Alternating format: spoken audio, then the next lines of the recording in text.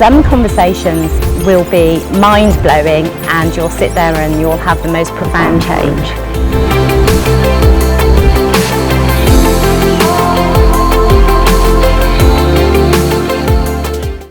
Can you hear me now? I hear you now. I can hear you now too. How are you? I'm good. What's up? I'm good. We'll do a 2-minute hello, how are you? And then we'll go and we'll just start. Or we can just start now. Yeah, good start. Okay, so I'm just going to say thank you for joining me on 52 Conversations. Yes, let's hear it. So, who are you and how are you? Who am I? Who are you? Yeah, Gregory Seale. I am, from a professional standpoint, I'm a strength and conditioning coach. I own my business, Movement Mechanics. Do a couple other things on the side, but primarily I'm a coach of young people, a coach of professional athletes, even the regular folk. So I do fitness training, performance training, and developmental work with young ones. I'm also a father of 3 young girls, 1 adult, 1 teenager, and 1 pre-adolescent. We're hearing it for the girls, you see. That means that you're shaping the future in your hands if you've got 3 girls, right? Yeah. So there's no pressure there, right? There's no pressure. No pressure. So for anyone listening that isn't sure on your accent, tell the world that might listen to this where you are in the world. Right. So right now I'm in Trinidad and Tobago. Very sunny part of the world. We have good weather right now. Unfortunately, some of the other islands experiencing that volcano setbacks, so to speak. But all is well here so far. Taking into consideration the COVID situation that we're facing right now too. Absolutely. So we're island to island right now. So Antigua over to Trinidad. So it's been interesting when I've recorded some of the conversations because we get to sometimes pay what I call paradise tax. So sometimes the Wi-Fi and the internet goes a little bit crazy, and that's where I go, oh, here comes paradise tax. We can't have everything. That's correct. So we're just going to cross our fingers that basically we don't get taxed in the next hour. However, if we do, it's okay. We'll just continue anyway.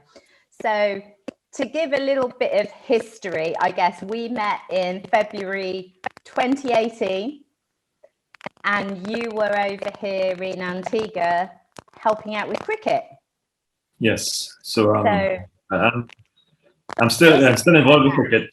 Yeah, definitely. I was my first stint with Cricket West Indies in Antigua, working with the A team. That's a reserve team for the senior team. We visited Sugar Ridge. That's where we stayed, and that's how we met. And then started up some good conversations in terms of what you were doing. And obviously at that time you kind of guessed what I was doing. And then it just kind of evolved from there. Our minds kind of met in the mutual space of what is it that we're doing around human beings and motivation and bringing the mind and the body together. And in fact, as you say, we ended up having some great conversations and kind of going, it's about what he's doing is just sitting over breakfast and kind of coming up with ideas and brainstorming. But for people that are listening whose ears might have kind of pricked up a bit about the cricket, what is there to share about cricket? You know, in the West Indies. I mean, West Indies known for cricket. So when I first moved out here years ago, I was trying to find out what cricket is really boring to me.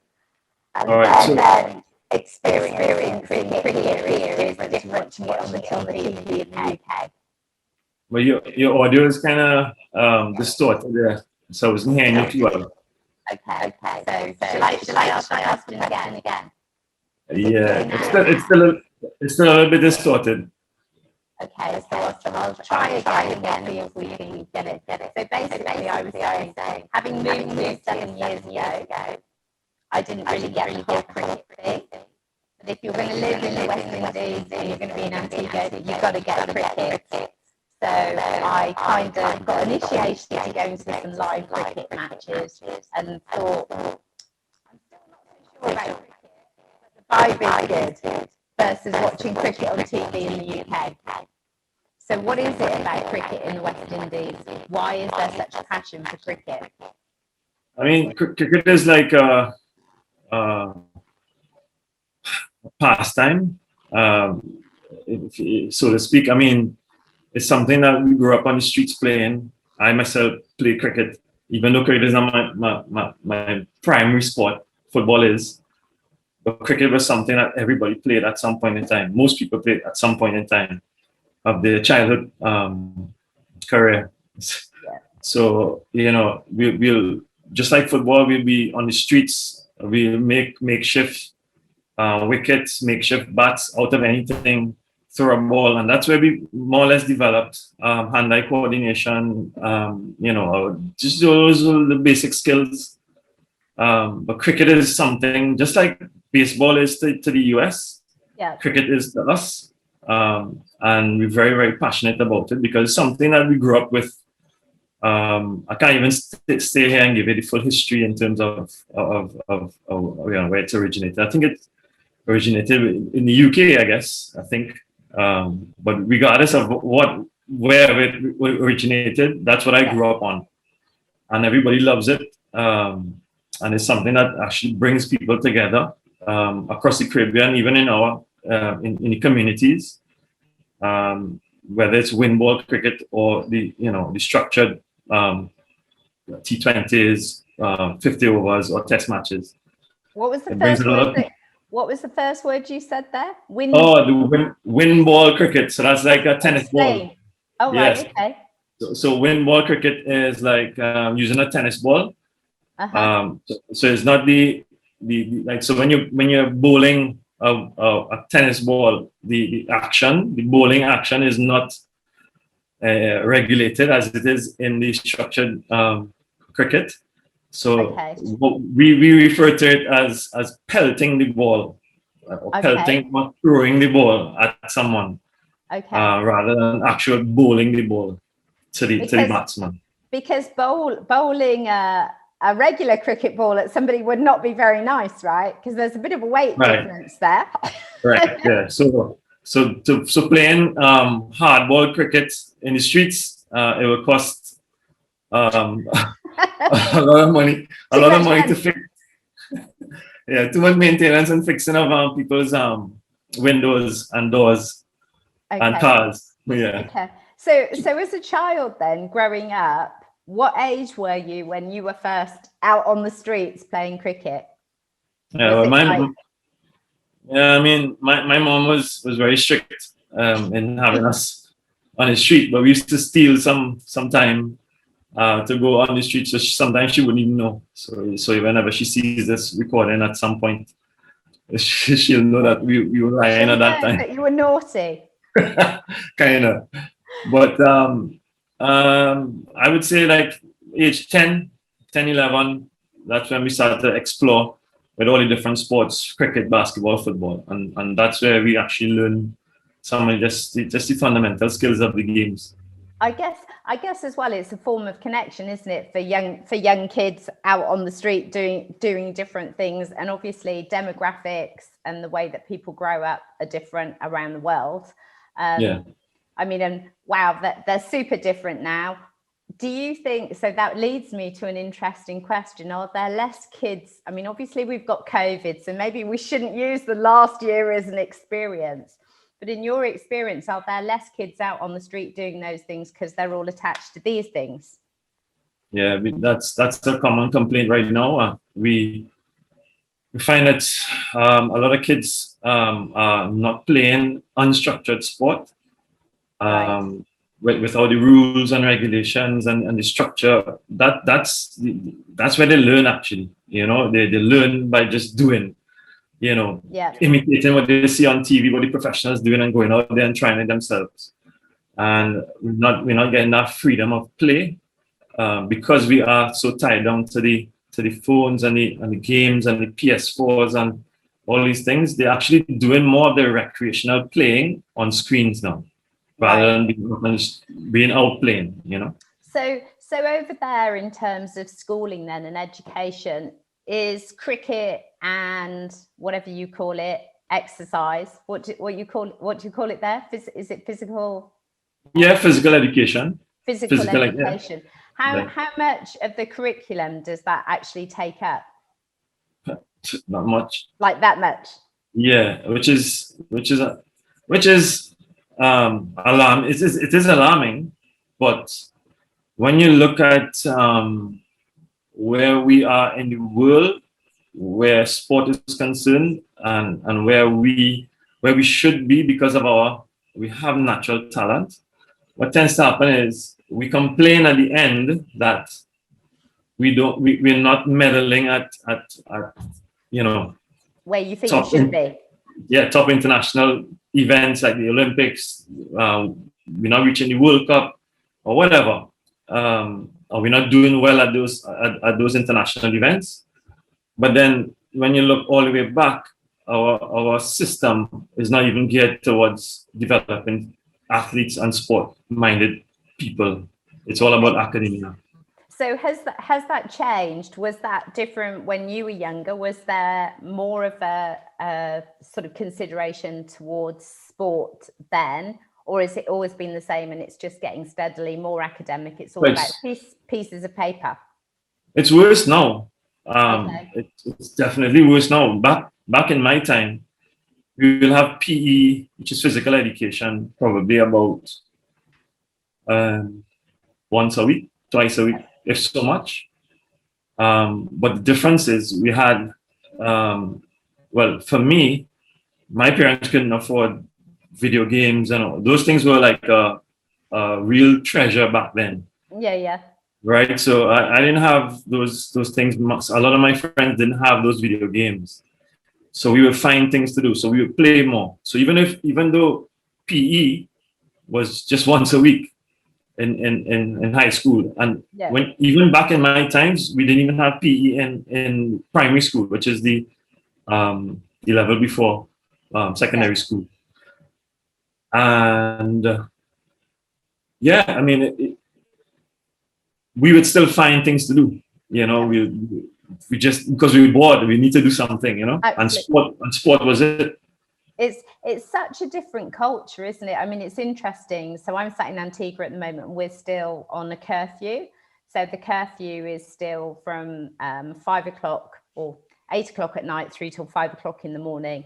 And they've literally just changed the legislation again so that some of the gyms can open and some exercise can happen. And all of a sudden, the football pitches, which is basically just out there for me, the guys are out there every night absolutely loving it because they haven't been able to do that. And it's been interesting for me watching them because they've just been hanging out on the street, right? Because there's nothing else to do. Nothing else to do. And also here we were restricted to, you're only supposed to officially be in a group of 5, blah, blah, blah. And then, but it doesn't matter where I go on the islands, and I'm sure it's the same for you. Everyone's got one, everyone's got their head down and they're focused in that. And I know it's something that we've discussed before, and you've already touched on it. A lot of our nurture and nature comes from naturally being curious and childlike and being playful. And I mean, we seem to have gone into this education loop, but it's something I'm really passionate about in terms of, that they're so focused on everybody having to learn the same things, to be at the same standards, that they've forgotten about the natural learning and the natural playfulness that teaches us so much. And that includes getting outside. If you're in the UK or the US, getting muddy, getting dirty, getting wet, getting cold, and actually really moving our bodies. And I know that's something you feel sort of really passionate about.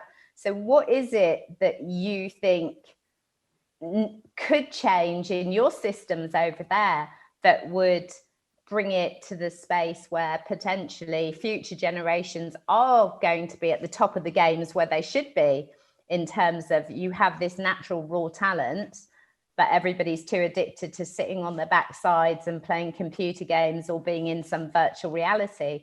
How can we change that? Well, first it comes with developing proper systems. And the systems must start from the grassroots level, from the young ones. And it's actually building proper habits from early. So I think the main focus should be on having a physically literate population, people who are willing to just to be active, just exercise just for their health. Yeah. Now, whatever happens after that, so obviously we'll have gifted young people that will go on to do really special things. But then a lot of those people are actually lost in the absence of a proper system. Yeah. You know what I mean? So it's like if we have these systems and the proper human resource capital at the lower end, then we will have more, more athletes, more gifted athletes coming through the system, and we will do better in sport as a country and as a region, especially if we're thinking about cricket. Absolutely. You know. Well, kind of across the board, really, because I mean, I was saying to a client the other day, you don't live in your apartment, you don't live in your house, you live in this vessel, this shell that you're currently inhabiting is home. And I know that we have similar thoughts on how we should look after our home, right? We need to move it, we need to exercise it, we need to put good foods in. I'm probably not as good as you, so I'm like on the 80-20. 80% should be really good and 20% can be a bit naughty, right? Yeah. And as long as I move enough, then, you know, I can keep going. And I guess it makes me ponder, even in terms of education, that definitely in the UK, here, the US, kids, parents, younger than me, younger than you, don't seem to necessarily understand food and nutrition and health and how it impacts. And that it's a symbiotic relationship, right? I mean, yeah. So is it, how do we even teach them about that first to then get them to understand if you put all of this junk into your body, actually it's going to feed you sitting on the sofa going like this with your fingers versus putting other stuff in that's actually going to make you wake up and go, oh, right, okay, where am I going to hike today? Where am I going to run? Am I going to play football? And to find the thing that literally makes you want to move. How do we even start to educate them on that? Right. So the same thing. If you go back from the physical literacy side, it's the same thing about having those things in your educational curriculum. If they teach kids from young how to eat, just as how to be physically active, those things will come up with them, right? And we'll have a healthier population. But we have a lot of stigma around food and nutrition, and that being only for girls, right? Yeah. I've seen it happen in secondary schools. So you find that would be a subject matter that would be for one of the regional examinations, and you'll find a ton load of young girls in that class. Yeah. Whereas those things should be mandatory for all to do. You know? See, that's a really interesting thing that you're saying there, because I've never even thought about how it would be separated by whether you're masculine or feminine. But you're saying, so is it that girls are put into that because they're supposed to think about it more, or they what's? No, I mean, it's just stigmatized, I guess. You know, it's just or stereotyped. Yeah. You know, girls do food and nutrition because guess what? Girls are gonna be homemakers when they grow up. So yes, get them ready for. Are we going to be barefoot in the kitchen cooking and making babies? Is that still a mindset there? Is there still? Well, I certainly can't say if it's still a mindset, but it's been a mindset for a while. Right. So, I mean, those things are not going to go away just like that, you know? So I don't know what the school curriculum looks like right now in terms of food and nutrition, however, but I know some schools still have it in their offering. Yeah. But those things are supposed to be mandatory. Every young person supposed to learn about food, learn about nutrition. And where it came, I mean, I can remember, I'm older than you. It was called Home and Economics, and we learned how to cook, right? And we did regular things, very British things. We learned how to make a sponge cake and how to make a quiche and various different things. But we all understood where food came from, what food groups were what food groups, and if we were left all of a sudden we were abandoned, we would know how to cook something. And I see this vast majority of youth that have no idea about food, and their first thing, you know, it blows my mind here in Antigua that they queue round the block for KFC. My mind is like, get a gun and shoot myself. I don't understand it. And is that through the programming they're getting from? Well, yeah. Oh, yeah. I mean, advertising plays a massive part in some of the decisions that we make and choices that we make. You know, KFC has been is something that we grew up with, you know, as being the go-to fast food, and it's still the go-to fast food. You know, and it's seen as a treat, right? And it's so not a treat for your body. Well, when I was younger, again, based on my parents' financial situation, that was a treat. So, you know, you don't get KFC every day or every weekend or whatever. So you get it once. If you did well in school, you get KFC. You know, like you. But then as I got older, I mean, I used to eat KFC, but as I got more educated in terms of what it actually does to your body, or the process it goes through, and what it does to your body, then you start to realize, look, these things are not necessarily good for you, you know, and it's really all marketing. That I mean, Coca-Cola, it's marketing.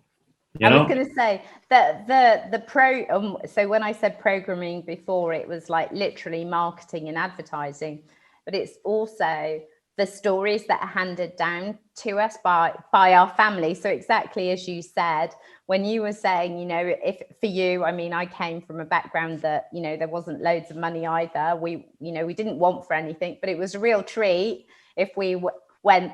Specifically in our family, it was like if we got to go to the restaurant and eat steak and chips, like that was my dad's big thing. You know, we'll go and have steak and chips. And I can remember thinking, oh, this is great because we're going out. You know, we know we're going out for this thing. If you speak to me about steak and chips now, I haven't eaten meat for ages, so it's kind of like I've forgotten what that's like. If you said to me now, oh, we can go and eat some great hummus and all these different salads, I'm like, yes, let's go and do that, because I feel differently about things. So it's not even that it's mainstream marketing, it's the stories and the institutionalized thinking that we're handed down, right? And how do we help those that can't see that they've been handed a story that isn't necessarily theirs? And I know that's a big leap in my mind, but I think genuinely that's the way that it feels, because we don't necessarily know any different, because we don't all, I'm going to use the word wake up, but there is some form of awareness and awakening that has to happen, like you had, where you suddenly think, oh, hold on, what's KFC doing for me? So did that come from thinking more about food, or a shift in you understanding what you wanted to do in terms of your future? Well, from an early age, I mean, I played the highest level of football I played is university football. So that's like the step before professional. It's set up in a professional manner like that. And I always, my father, my deceased father, he always used to say, if I wanted to be a top athlete, I had to do the right things. Even though he was a smoker, he would still tell me. He would still tell me, don't follow me, follow my advice. Yeah. So I mean, I listen to him. You know, I don't smoke. I don't, drinking is not really my thing. Maybe once in a blue moon, which, you know, blue moons really come around very They're rarely. rare. They're rare. So you know, so but things like that. And then you start looking at food and how the food affects you and your performance. You know, it's just like, why am I eating this? This is not giving me any fuel. So I often tell my young people, if you had a BMW, Audi, you know those high-end vehicles Yeah, that need nice car. premium quality fuel. Would you throw a can of Coke in there in the gas tank? No. And yeah, obviously the answer is no. You know, so you have to feed. If you see yourself or view yourself as a high-performing machine, then you have to feed it proper fuel. So it's just it's a basic kind of common sense kind of thinking. But then so many times with food, there are a lot of addictions to certain things that they put in the food. And it's about Absolutely. having that awareness to try and cleanse yourself of those things and just kind of take a different path, Yeah. So it's interesting you saying that. So there's been a few threads in conversations that I've had, either recorded for this or just conversations that I'm having. And it's how we can make the learning and the knowledge that we might have been lucky enough to get super easy and palatable. That's quite clever using the word palatable when we're talking about food. Well done, Janice. Do you know what I mean, though? It's like, how can you change your message so that people understand it, that they don't feel like you're judging them, that they don't feel like they're just too stupid to understand, or that it's not relevant to them? Because I think that's really important, because lots of people don't get a message because they don't understand it for some of those reasons. Yeah, and also people tend to tie food with well, have some association with happiness and food. Mm-hmm. So if I'm eating food, I'm happy. If I don't have this particular food, then I'm not. Okay. So it's how do we disassociate the bad food with happiness? It's tough, huh? So when people see people who are overweight and are struggling to lose weight, there are a lot of things that are actually happening. And some people try to eat better and they still are holding on, and then there's no change. And then I mean, we can go on and on. There's so many complexities around this, but it goes back. Sorry, that I No, want to interrupt. I want to interrupt you. So, because you used the word holding. So, what would be some of the key reasons that you've seen people holding on to their weight when it seems like they're doing the right things to let go of it? That's a good one. Yeah, but I know you can. I know you can answer it, right? Because it doesn't just come down at that level. It's not just about the food that you're putting in being categorized as, well, this is healthy food, because your healthy food might not be my healthy food, right? That's very correct. Yeah. There's the emotional entanglement with the food as well. Yeah, I know the way that you work, so I know from experience of some of your clients that there's been massive shifts. So literally, what are some of the key rationales that people hold on to it, and how can we get them to just let it go? So I hate to talk about losing weight, because that implies you might gain it back. I'm like, just let go of it, get rid of it, sell it, do something with it. We don't want it coming back, right? We want to get rid of it. And for me, that's just a language thing. So what are some of the key reasons that you might see where people will come to you and they say, I'm doing all the right things and nothing is changing? Well, most of the times they're not doing all the right things. When they just think they are. They just think they are, yeah. So it's about, and it goes deeper, that's where you need to have people, your support network. So I have good people in my corner from the nutrition side that I lean on to help support that. And most of the times, those people who come and they say, I'm doing this, I'm doing that, trying to do all the right things. And just as you said, some of the foods that you think that are good for you, it may not necessarily be good for you, Yeah. And my thing is finding that that happy medium, and not necessarily having to give up all the things that you like, but have to have a balance, one, and also develop some sort of good habits that you feel comfortable with. So for me, I have developed good habits in the morning. So I get up, I do, I've gotten a Vitamix. Yeah. I hate to eat greens. I just think it takes so long. And I hate to make salads. If somebody makes it for me, I'm fine. So what I do is I found a way. I get my Vitamix. It's powerful. Put it all in. Put my greens in, some fruit, get some lemon in there, ginger, whatever my concoction is. Get it down first thing in the morning, and then after that, I have a solid breakfast. Later on in the day, I'm training, and then have a good lunch, and then I start winding down with food. From an early time. So by 7 o'clock, I'm done eating. Okay, so there's no food going in. So do you do kind of a form of fasting where you make sure that there's a good gap? So from the last meal one day to the next morning. Right. So I reached the point where I don't refer to it as intermittent fasting because I don't want to have a label to something. Yeah. So this is my habit. I stop eating at a particular time and I eat in the morning. That's it. Whether it's 12, 13, 14 hours, whatever, it doesn't matter. Yeah. But I'm done at a point. Yeah. What's the benefits that you've noticed from doing that? Well, purely for yourself.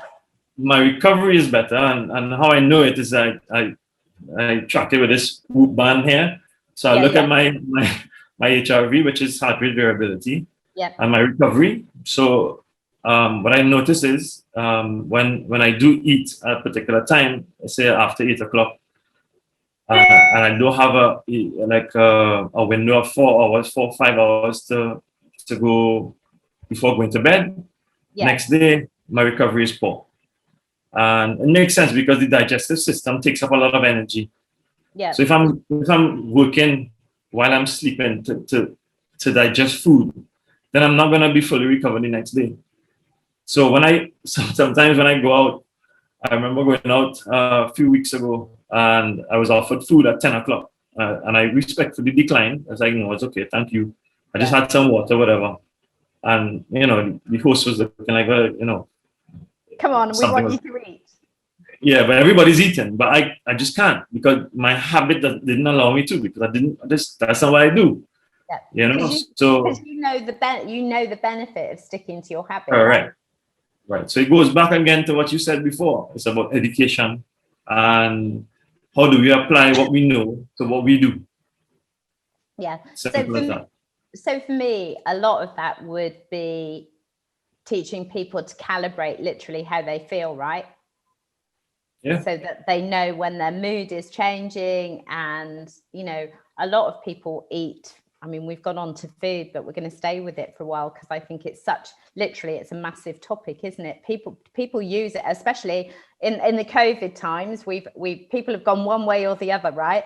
They're either cramming everything in or they're actually being really selective and really made some great life-changing habits. But if we calibrate to the way certain foods make us feel, that's a really good thing. So I'm guessing you're super calibrated to the way that food works with you. Is that something you teach with your clients though as well, to notice and pay attention?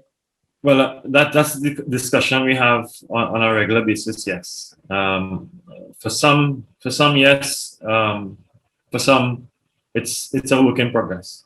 I think I know you always refer to about the losing weight and not using that terminology, but people are just fixated on a weight, on a figure, on a scale, and it's mind-boggling because as much as you say, you cannot take that as face value. You cannot say, look, I am X amount of weight and I want to lose 5 pounds. What does that 5 pounds mean? Absolutely. Right? So we have bones, we have organs, we have muscle, we have fat, that all contributes to your weight. See, I love you saying that. I don't think I physically on purpose weighed myself in probably 20 something years. And the only time I will ever be weighed is if I have to go to the doctors and they need me to weigh for something.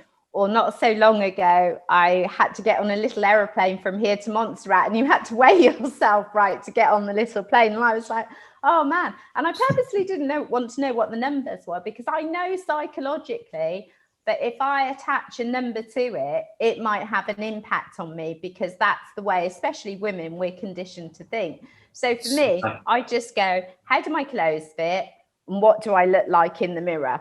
And as long as I can fit in my clothes the way that I want to fit in them, and I can look at the mirror and don't go, oh my God, Janice, I'm cool. Because for me, that really works, because exactly as you say, I'm going to be a little bit glib because I can, and it's my conversation.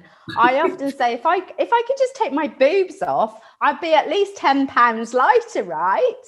Do you know what I mean? And people have these perceptions, and I know. So I've got a really good friend who's a really big girl, but she is solid. She is the proverbial in England, we would say you're built like a brick shit house. And you're normally talking about a man, but she is a woman who's like 6 foot and she's big, but it is all solid. But if you do her BMI, she's regularly told she's overweight. Yeah, me too. You can't pinch anything on this woman. I'm like, and it's the same. And yes, I guess if you had a look in the insides, maybe you would see that there's fat hanging out. But it's interesting. So you just said that you would be classed as overweight or BMI. Yeah, but BMI wasn't when that started being used. That was really to already focusing on the obese population. Yeah. So that didn't take into consideration somebody like myself who's physically active, lifting weights, dense in my bones and strong. Yeah. I'm overweight, but it's just misleading. So I don't even use that as a measuring tool. That struck out for me. Do they use that there in standardized testing within the health system? So in the UK, we still have, they still use BMI, and I kind of buckled it every time. Yeah. What they should be using is looking at their body fat composition and seeing from a fat thickness standpoint, how much body fat are you carrying, on your body? Yeah. And then the discussion is, how do I transform, or how do I change the composition of my body to increase my muscle, not necessarily big, bulky muscle, lean tissue, to offset that high body fat that I would have. So the key thing there is, and I know there's a big thing around lifting weights with women, but actually I've seen more women getting into strength training now, which is a good thing. And the more muscle we have, the higher our metabolism, and the more we can kind of get away with in terms of, It's interesting the way things go. I kind of want to go back to something that's pinging in my head, because I know what heart rate variability is, but in case anyone's listening to this and they don't understand what that is, can you give them like the talking to a 5-year-old, possibly, so that they understand what it means and why you use that as a tool?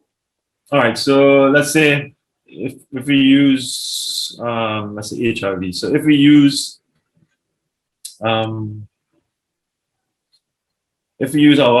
let's look at our resting heart rate. Mm-hmm. Our resting heart rate is what we do when we get up in the morning. First thing in the morning, we check our resting heart rate. It could be between 50 to 70. That's usually only normal. It's 61 for me. It 61. Says on there. 61 is my average. Resting heart rate. So my average resting heart rate is like 30, 37, 38. I was gonna say like woo low. Yes, How low? yeah, like 38. Yeah, but I mean, that's okay. But with the heart rate variability, it's almost like you have. It's not like your heart beats like but the same rate all the time across that minute. Yeah. There are different sequences of beats Within across that span. Yeah. So sometimes it may beat here and then take a longer, and then it may beat and then go longer. So basically, the more variability we have within that span is the more we could actually do on a particular day. So if I'm looking at my HRV, Yeah. let's say in the morning and it's very, very low, from a conditioning standpoint, I may not be able to push myself as hard because that would affect my recovery the next day. Right. But if my HRV is higher, I can push more. I can work harder on that particular day. So I kind of gauge it. I look at my HRV. Am I high? Am I low? And I decide how am I going to push myself on a particular day. Cool. That's it. So how long have you been using HRV as part of your process? I actually started using it this from January.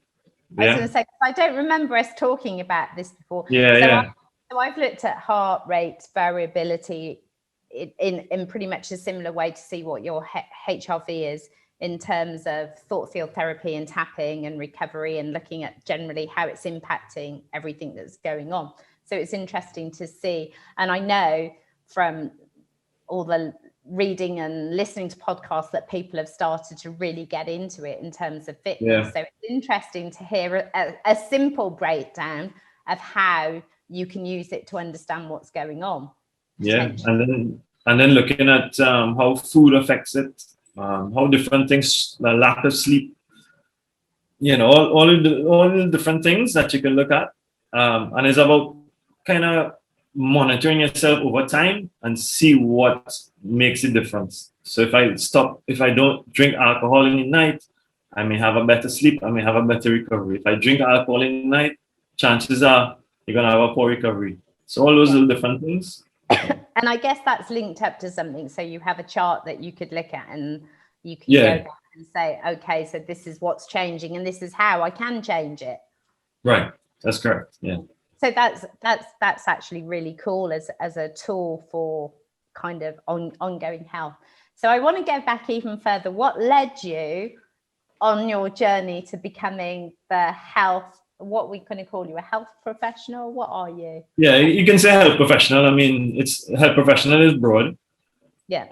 But my offering to clients is also broad too, because I work.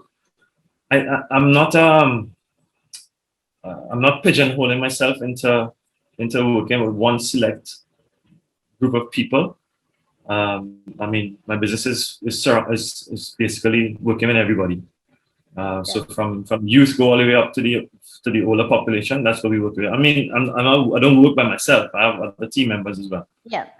But my area of specialization is definitely with the performance development, developing young athletes, and also working with the professional athletes. So between that around that spectrum. And what led me there is I was frustrated, heavily frustrated in after graduating, graduated with a degree in communications from University of Alabama. That's in the US. And came back home.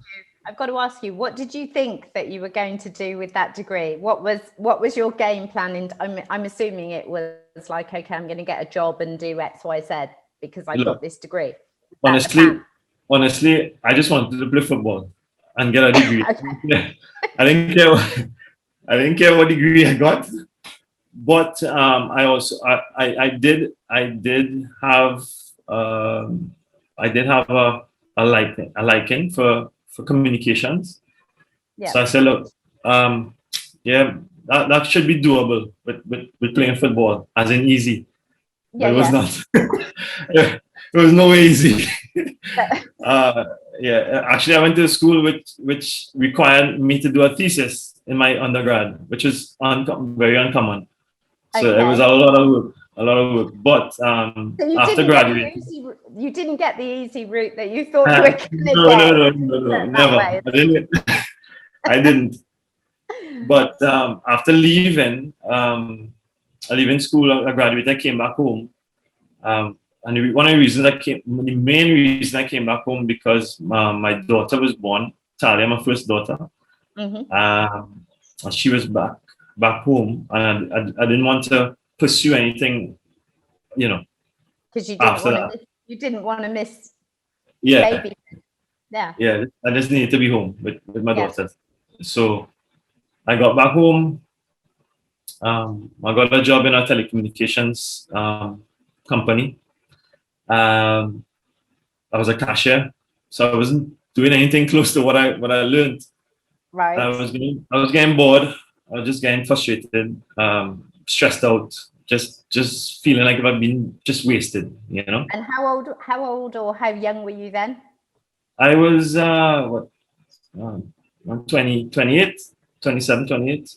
Yeah. Okay. I was in my 20s, yeah.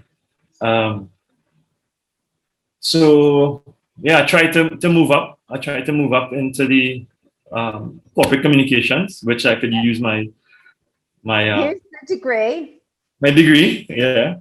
But that didn't work out. And I just felt like I needed to do something else. So I started looking around, I just started talking to myself, basically. There's a lot of self-talk. What do I love to do? I love fitness. Play football and fitness. I love fitness. I love football. I was like, do I become a football coach? There's a ton of football coaches. Okay. But I said, I love fitness. Maybe I should go into fitness. So I just tried it out. I did my certification. Got my certification. I was like, what next? I was lucky to do some. I did some work in a rehab facility, physical therapy facility, and they liked my work, and they kept me on. So I decided to make the jump. I resigned from my job. Right. I gave up all whatever benefits I had, and I went. Kind of took that risk, cool. And it developed from there. So I started working with the national football team, and at that point, I realized for myself. I said, "Look, if I'm to work at this level, I need to upskill." Just study more. So I went ahead and got my master's. I got my master's in kinesiology, and that with a specialization in sport conditioning. And then this is where I'm now. And did you have to go away to do that again? Yeah. I did it at a school in Arizona. Okay, but you were okay leaving your daughter then because she was. Well, most of it actually was done online. So I did online masters, and I had to leave. It wasn't for a long period. Cool. I left and went over, did some labs that I had to do, and I graduated and came back home. So when you graduated and you came back, did you go back to doing the same job, or were you already doing something else? Yeah, I was already deep in sport. Yeah, I was already deep in sports. So I was actually doing. I was working and studying at the same time. That's where most of these gray hairs came from.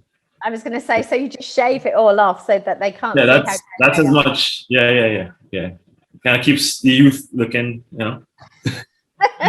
They're like, who is he? Who is he? How old is that man? I don't know. So when you got your master's, did you feel like you had arrived at some sort of a destination? Did it change the things that you thought it would? Well, I mean, it opened your eyes to a lot more, but you never arrive at any destination with anything for me. So especially in this field, things are always changing. You have research coming out on different topics, how to be faster, things that didn't work or what will work better. There's a ton of different things coming out. So It's an ongoing process. So I'm still studying. You're still, oh, well, I mean, It we have like-minded ideas on that. You know, every day is a school day, and every day should Yeah. be a learning day, I guess. So what are you most passionate about right now, this moment? What if you had your choice to do anything that you could, knowing that your bills were going to be paid and that life was going to carry on, what would you be choosing to do? Honestly, I'll choose to work with young people. I knew you might say that, but Yeah. so what is it that you think that we, and I say the collective we for everyone that's listening, what is it that we need to be giving our youth? Well, for starters, we need to give them independence, for one, and give them we need to give them as many opportunities as possible for them to thrive in an environment that is positive. And I think what I've experienced is a lot of poor systems, and it's driving our youth away from sport. And in as much as a lot of people think that sport is not important, it is a massively important tool for socialization, for team building, understanding and working with people. So even if you don't make it to the top level professional team, you know, just being in sport, being involved in a team environment, even if it's an individual sport, learning how to fail, learning how to win, all these things that fall in between, all those things that come with it, is going to be beneficial for them in the future. I've had a lot of good opportunities to work with some young people that have gone on to do some really, really good things. And it's creating an environment, a positive environment, and that workman-like environment that shapes them into what they can be for the future. So can you be soft and tough at the same time? Oh yeah, I am very, very tough. Because I know you're tough, which is why I said, can you be soft and tough at the same time? Yeah, but being tough doesn't mean having to raise your voice or being hard. Being tough is just just putting it out there for them. Sometimes I just put it there and see what they will do. Are you going to take up the challenge and go for another set? Are you going to go that extra 10 meters, that 20 meters? Are you going to do a whole set again? Whatever. And most of the times they go and they push further. Yeah. Well, because they're feeding themselves, but also I guess they know they're feeding you as well, right? Well, and that's going to build that symbiotic relationship of growth anyway. So is there a big sort of demographic difference there between, let's say, wealthier population and less wealthy, and how sport is viewed? There is a disparity there. Yes, you have, and you have particular sports that the wealthy will gravitate to, and I mean it's mixed up. Like golf, tennis, those sports that require a lot of equipment. Yeah. Even cricket too.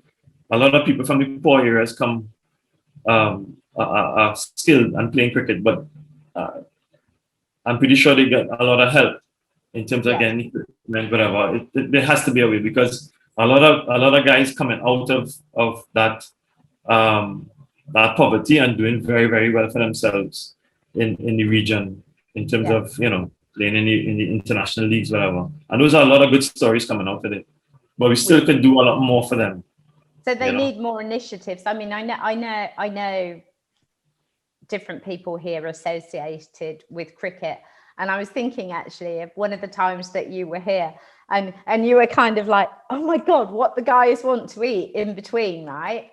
And for me, with conversations with a few other people here, it's because some of the guys in Antigua that are coming into cricket, or from some of the other islands, they just haven't been exposed to the education that makes them the well-rounded individual, right? So that when they come to another country to play cricket, or they go on a tour or something, not only is it that they don't have the social skills, they just don't have the general knowledge that needs to be placed in there, right? Is that something that you notice increasingly? Yeah, that's 100% correct. Yeah, and I think it's another part of it's almost like another part of the whole being that you've got to create, right, and give them that knowledge. well, yeah, I mean, but again, it comes from it's again system based. You know, what we teaching in schools. You know, the values, the virtues. You know, just the basic things. You know, it just I think there's a massive gap where that is concerned, and rather than just focusing on developing that sports person, you have to develop the human being as a whole, so that you know they can contribute in different areas rather than just being fixated on the sport. There are so many opportunities outside of the sport, playing the sport itself, that could come after. That could extend their careers. Yeah. So it's kind of building the whole person, which actually is all that each and every person on earth is trying to do. We should all be here trying to build this whole person that can do the best that they can do wherever they go, I guess. It's interesting. So we could talk for ages, and we're almost at the top of an hour already, and I'm already thinking, how did that go so quickly? So I know that we have to do another conversation. If you were going to leave if anyone's listened to this and they've had some light bulbs, and I know they will on different things, if you were just going to give people, I don't know, say 3 tips on how to make some movement in their mind and their body that would help them feel better, what would they be? Okay, one. Because then I'm going to write them down and do them. I mean, one, I would say, build good and sustainable habits, and that could be anything from sleep, food, meditation. Just build good habits. Whatever makes you feel good, and what is good for your body, make the choices there. 2, exercise every single day. Just move every single day. Find something. Is there a minimum amount of time that you think people should move? I mean, I know minimum do 10,000 steps or blah blah blah. What is there? Is there a version of that that's easy? Whatever you're doing, that heart has to work. I mean, if you're going around the savannah or the park, whatever, and you're watching your phone, you're wasting time. Right. 10,000 steps at 0 miles per hour is a waste of 10,000 steps. You gotta get out there and just get some working. Challenge your body bit by bit every day. And 3, read a good book. Read a good book. See, I like that. There's lots of good regularly. Books. Regularly. So I reckon you could write a good book. Well, there's an opportunity for you. They say that everybody's got a book in them, right? Yeah, we all have a story. Yeah, absolutely. And I mean, that's kind of part of what 52 Conversations really is, just sharing stories, because I know that when people listen, they'll have their light bulb moments, and all the light bulb moments might be different and some might be the same, yet we'll all get a learning from listening to someone's story. So that's kind of, and it's easy for me to chat, right? So it's great for me. If people want to find you, I will put all the links and everything when this goes out, but tell people where they can find you to check what you're doing. All right, you can find me on Instagram. That's Movement Mechanics -TT on Instagram, or you can look at movementmechanics-tt.com. That's my website. So you can check it out. So that's easy. It's been a pleasure to speak to you. It's been too long. Yes, yes. Thank you Pleasure so much. of mine too. Well, thank you for spending the time chatting with me. Sunday. Yeah, on a Sunday, we're both working. It doesn't feel like work though, does it? So it's cool. No, it's fine. It's fine. I'm gonna head down my road. So it's a new moon tonight. So there is a Nyabingi gathering of the local Rastafari community, drumming. So before curfew, I'm going to get some drumming in or some listening, and then I'll be really cathartic and I'll be ready to go to sleep really well, hopefully. So good. Well, enjoy it. Thank you for spending the time with us. Of course. Cheers. Thanks. Bye-bye. Cheers. Bye-bye.